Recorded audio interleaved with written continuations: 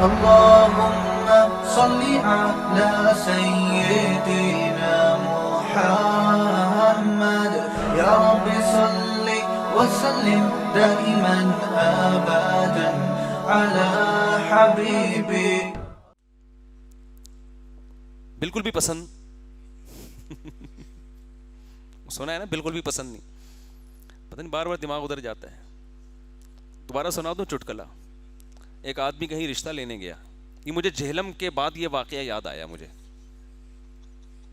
جہلم کے بعد واقعہ یاد آیا. ایک آدمی رشتہ لینے کے لیے گیا تو لڑکی کے ابا نے اس لڑکے کو بھی دیکھا, لڑکی کی اماں نے بھی دیکھا اور رشتے کا انکار کر دیا.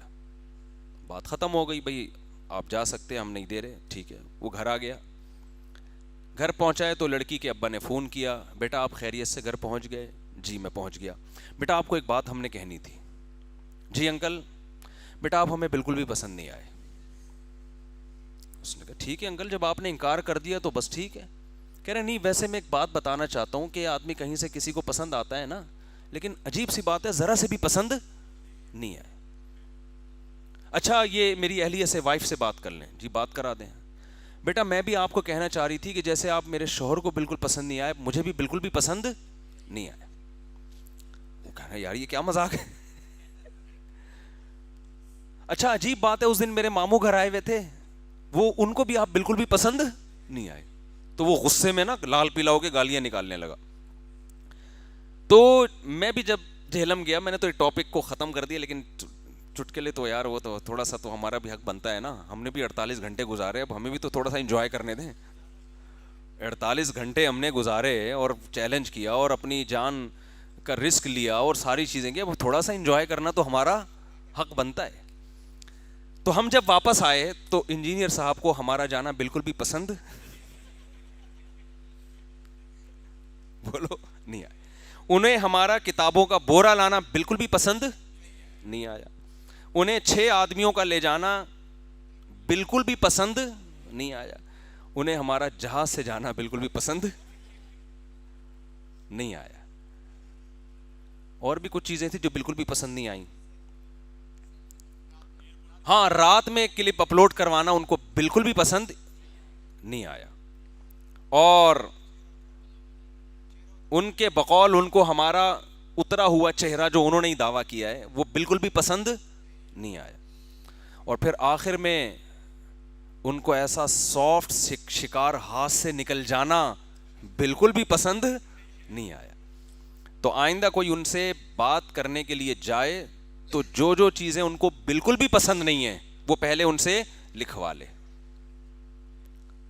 اور ان سے پہلے پوچھ لے کہ آپ خود بتا دیں کون کون سی چیزیں آپ کو بالکل بھی پسند نہیں ہیں اور کون کون سی بہت زیادہ پسند ہیں, تاکہ جو بہت زیادہ پسند ہے اس کے حساب سے ہم آپ سے ملاقات کے لیے حاضر ہوں گے. لیکن اس میں خطرہ یہ ہے کہ جو چیزیں آج انہیں بہت زیادہ پسند ہیں, اگر آپ جہلم پہنچ گئے نا وہ ان کو پھر اس کے بعد سے بالکل بھی پسند نہیں آئیں گے.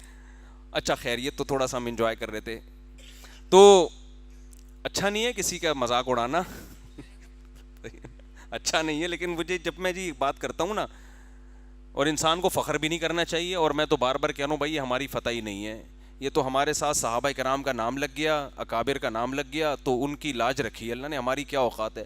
اللہ کسی کو 2 منٹ میں اللہ کی نظر رحمت کی ہٹ جائے تو انسان کو رسوا ہوتے ہوئے چند سیکنڈ نہیں لگتے. ہماری کوئی اوقات نہیں ہے, اور نہ ہمیں انجینئر صاحب سے کوئی ذاتی دشمنی ہے. میں نے تو پیغام پہلے بھی بھجوایا, اب بھی کہہ رہا ہوں بھائی آپ پازیٹیو وے میں کام کریں, ہو سکتا ہے قیامت کے دن آپ آگے ہوں ہم سے, ہم کبھی دعویٰ نہیں کرتے, تو پازیٹیو وے میں کام کریں. آپ ہمارے بھائی ہیں بھائی, ہم کوشش کریں گے اور آپ کو اللہ ترقی دے. کسی سے ہمیں ذاتی دشمنی نہیں, بس یہ میری عادت ہے تھوڑا سا انجوائے کرنے کی نا, وہ لطیفہ آ جاتا ہے بالکل بھی پسند نہیں. تو پیشگی معذرت کے ساتھ. اور انہوں نے ہمارا اتنا مذاق اڑایا تو تھوڑا سا تو اگر ہم نے اڑا لیا تو میرا خیال ہے کوئی اتنا برا نہیں ہے نا, ان کا بھی تو ماضی دیکھو تو اچھا خیر کیا چل رہا تھا یار.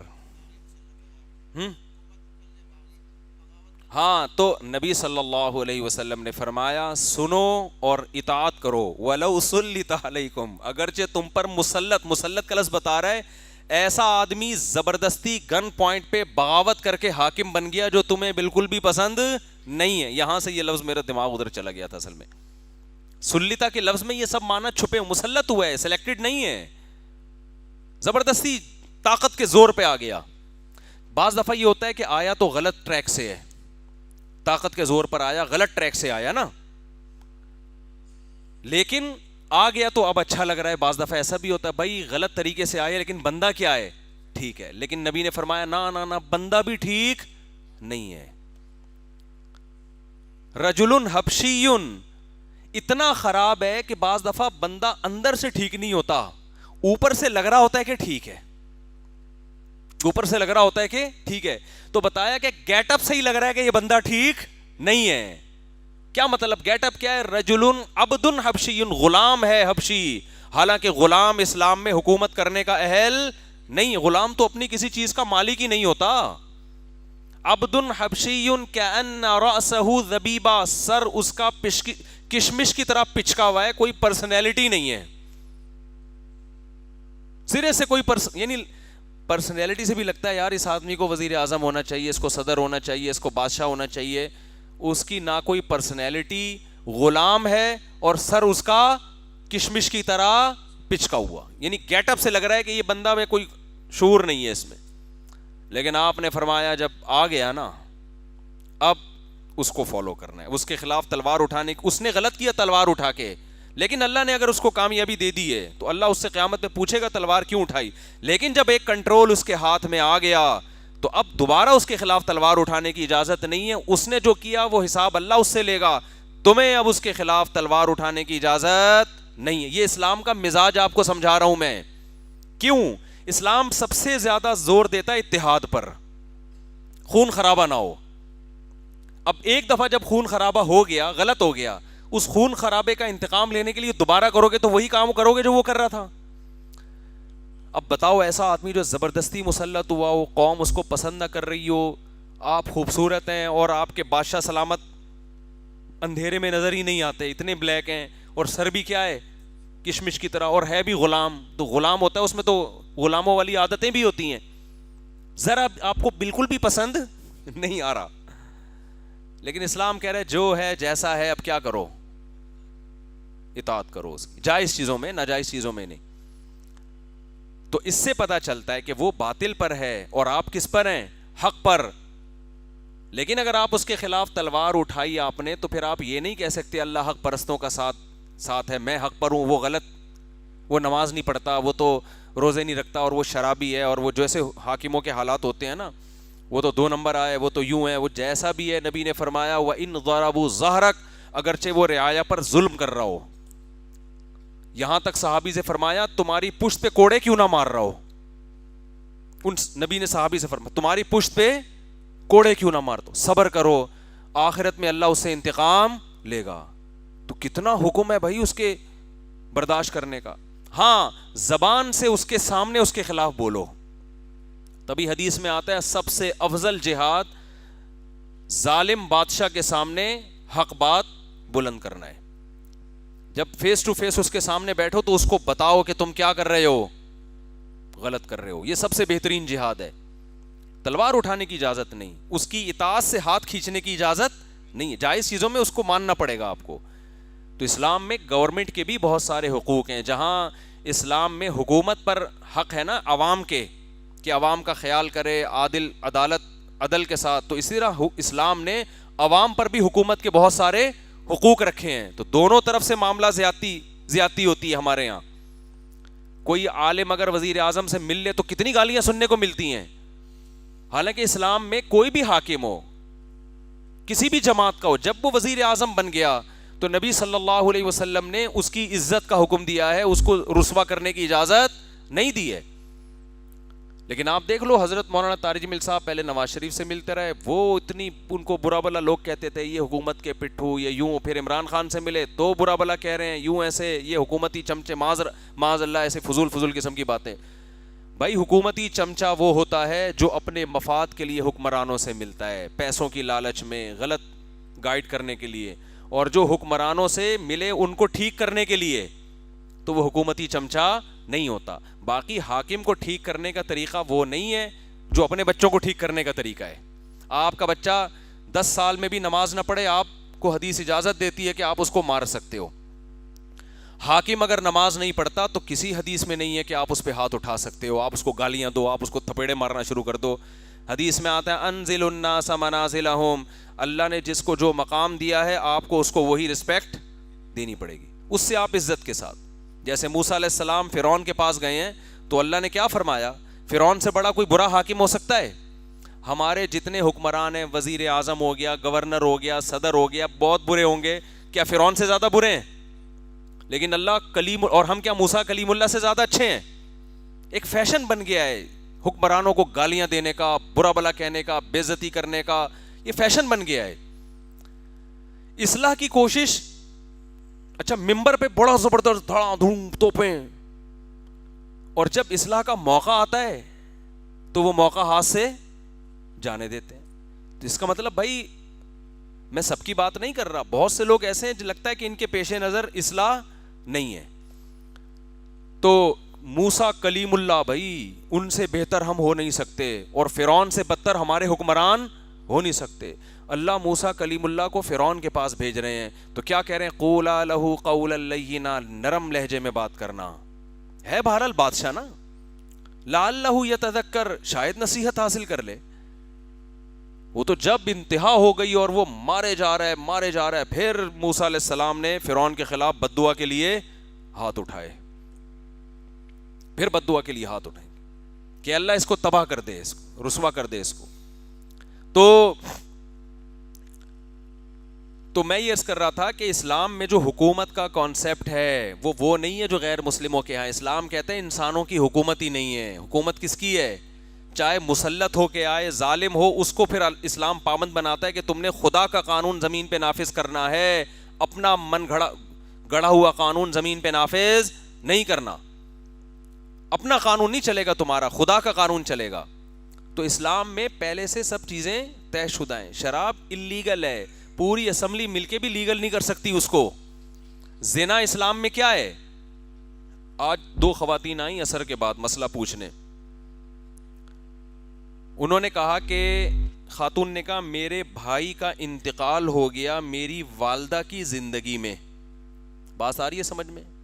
ایک بھائی کی ڈیتھ ہو گئی میری والدہ کی زندگی میں, وراثت والدہ کی ہے, گھر والدہ کا ہے, اور میرا دوسرا بھائی بھی زندہ ہے. اب جس بھائی کی ڈیتھ ہوئی ہے, پاکستان کا قانون یہ کہتا ہے کہ اس بھائی کی وراثت اس کے بچوں میں جائے گی. آئی بات سمجھ میں؟ ہماری عدالتیں کیا کہتی ہیں؟ یتیم پوتا جسے کہتے ہیں نا, بھائی ماں کا جب انتقال ہوگا تو ماں کی وراثت اس مرحوم بیٹے کو تو اب مل نہیں سکتی, وہ تو مرحوم ہو گیا نا, تو اس مرحوم بیٹے کے بچوں کو ملے گی. لیکن اسلام یہ کہتا ہے کہ اس ماں کی وراثت اس زندہ بیٹے کو تو ملے گی. جو بیٹا ماں کی زندگی میں فوت ہو گیا اس کا حصہ ختم, جب ختم تو اس کے بچوں کا بھی ختم, کیونکہ وہ وہاں سے جا رہا تھا نا. بھائی بیٹے کا حصہ اولاد میں منتقل ہوتا ہے نا, تو بیٹے کا حصہ ہی نہیں بن رہا کیونکہ وہ فوت ہو گیا پہلے, تو اس کے بچوں کا حصہ بھی ختم. تو مجھے کہنے لگی کہ وہ جو یتیم پوتے ہیں اس کے, اب وہ عدالت میں کیس کر رہے ہیں ان کی ماں یعنی جو بیوہ ہے کہ بھئی مجھے کیا چاہیے, حصہ چاہیے. تو کیا حق؟ میں نے کہا بھائی شرعی طور پر اگر وہ کیس جیت بھی جاتی ہیں, ملک کا قانون ان کو وراثت دے گا, مگر اسلام ان کے لیے اس ایک لقمے کو بھی حلال بولو نہیں سمجھتا. خدا کا قانون پہلے ہے, ملک کا قانون بعد میں. بالکل غیر شرعی قانون ہے. اس پہ لوگ بڑے الٹی باتیں کرتے ہیں, ان یتیم پوتوں کا کیا قصور ہے, ہیں بھائی وہ بیچارے کہاں جائیں گے؟ وراثت کا مدار قصور پر نہیں ہے. ایک بیٹا 1 کروڑ کما رہا ہے, دوسرے کے گٹکے کی دکان بھی نہیں بنا سکتا, وہ وراثت دونوں کو برابر ملتی ہے کہ نہیں ملتی؟